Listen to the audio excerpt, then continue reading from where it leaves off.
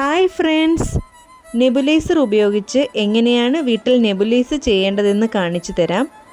മോന് 1 വയസ്സുള്ളപ്പോൾ വാങ്ങിയ നെബുലൈസറാണ്. 4 വർഷം കൊണ്ട് ഇത് യൂസ് ചെയ്തുകൊണ്ടിരിക്കുകയാണ്.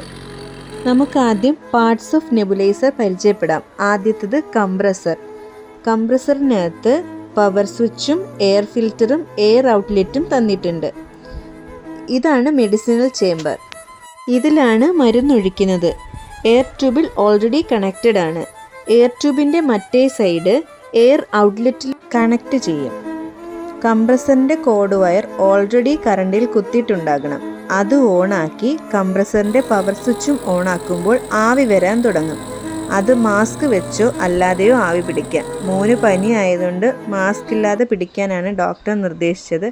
പിന്നെ നിങ്ങളെ കാണിക്കാൻ വേണ്ടി ജസ്റ്റ് മാസ്ക് ഉപയോഗിച്ചെന്നേ ഉള്ളൂ. ഈ എണ്ണ സൊല്യൂഷനും ഈ മെഡിസിനുമാണ് ഡോക്ടർ റെഫർ ചെയ്തിരിക്കുന്നത്. അത് ഡോക്ടർ ഓരോ കുട്ടികൾക്ക് ഓരോ തരത്തിലായിരിക്കും മെഡിസിനുകൾ പറയുന്നത്. അത് ഡോക്ടർ പറഞ്ഞാൽ മാത്രമേ നിങ്ങൾ നെബുലൈസർ ഉപയോഗിക്കാം.